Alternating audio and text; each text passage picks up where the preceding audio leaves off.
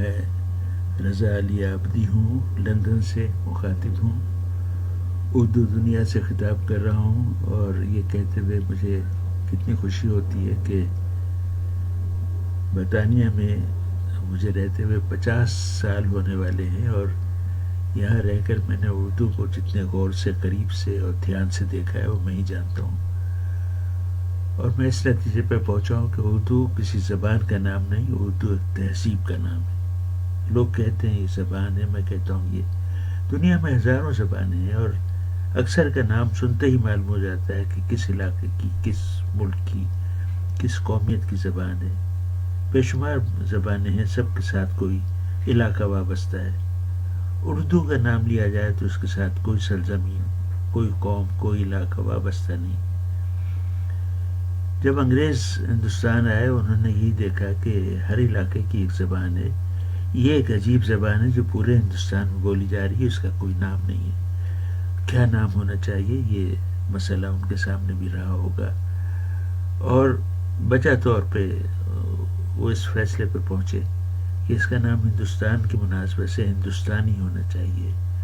چنانچہ بہت عرصے تک ہماری زبان جسے ہم اردو کہتے ہیں ہندوستانی کہلائی، اسی نام سے قدر ہوئی اس کی، اسی نام سے اس کی ترویج ہوئی، اشاعت ہوئی، اردو کتابوں، اردو طباعت شروع ہوئی، اردو چھاپہ خانہ بنایا گیا، اردو کے حروف طے شدہ اصول کے تحت مرتب کیے گئے، ہندی آوازوں کے ڈال، ٹے، ڑے، ڈھا، بھا، پھا کیسے لکھا جائے یہ طے ہوا۔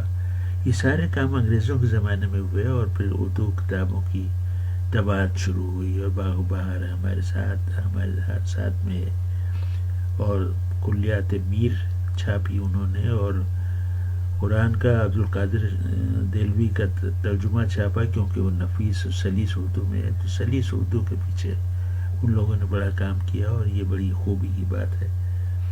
تو میں یہ اس نتیجے پہ پہنچا ہوں کہ اردو کسی زبان کا نام نہیں بلکہ ایک تہذیب کا نام ہے، اور ایسی تہذیب جس میں بہت سے عوامل شامل ہوں، تمدن، تمیز، سلیقہ، قرینہ، رکھ رکھاؤ، اٹھنا بیٹھنا، کھانا پینا، اوڑھنا پہننا، رشتے، مراسم، قربتیں، رفاقتیں، نزاکتیں، آرائشیں، آسائشیں، اور سب سے بڑھ کر عام زندگی کی بولی ٹھولی، بات چیت، اظہار، لب و لہجہ، گفتگو کا اتوار، یہ سب چیزیں ہیں جسے ہم اردو کہتے ہیں۔ یہ دراصل ایک تہذیب ہے جس کا یہ نام ہے، جسے ہم اردو کہتے ہیں۔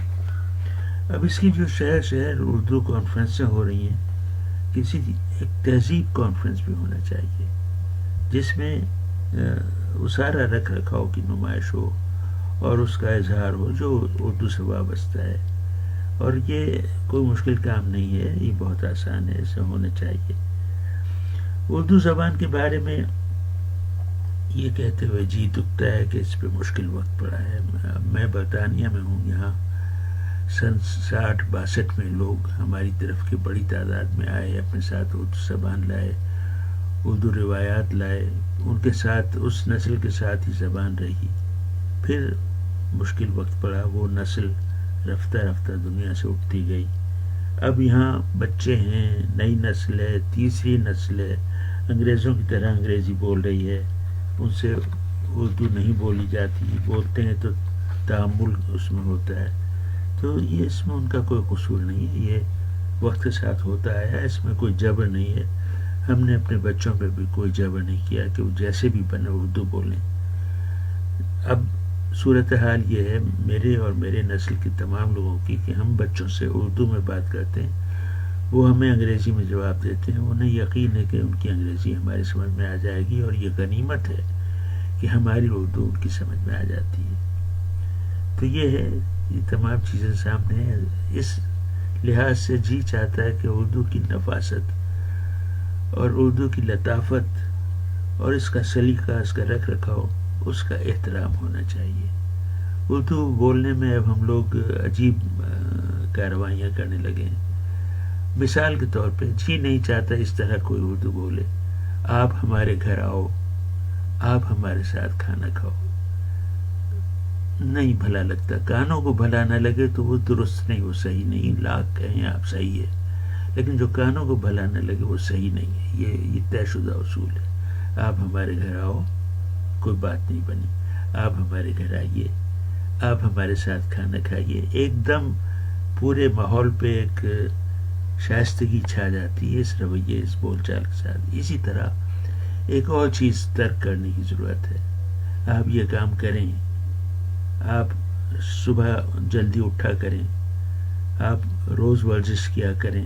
نہیں، آپ یہ کام کیا کیجئے، صبح جلدی اٹھا کیجئے، روز ورزش کیا کیجئے. یہ آپ کے لیے بھی ہوگا. اور ہماری چھوٹی سی نفیس کم عمر، ابھی تو 9 عمر ہے، 300-400 سال پرانی بھی نہیں ہوئی اردو. اس کے حق میں یہ بڑا اچھا ہوگا. اردو کا احترام کیجئے، اردو کو پیار سے پالیے، پوسیے، بڑا کیجئے. ابھی تو دنیا بہت آگے بڑھی ہے اور تو بہت کام ہونا ہے.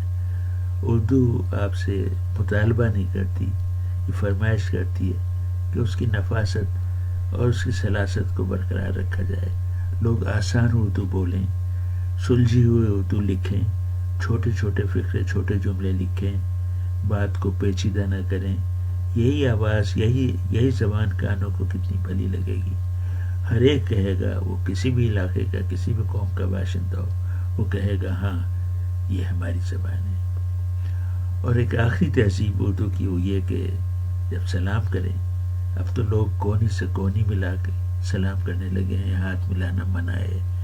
لوگ ہاتھ جوڑ کے نمستے کے انداز میں سلام کرنے لگے ہیں. ہمارے زمانے سے لوگ ماتھے تک ہاتھ لے جا کے سلام کیا کرتے تھے اور کتنا بھلا لگتا تھا. وہ کیا ہو گیا؟ وہ کیوں ترک ہو گیا؟ ساری دنیا کی فوجیں آج تک ماتھے کے قریب ہاتھ لے جا کے پریڈ سلامی کرتی.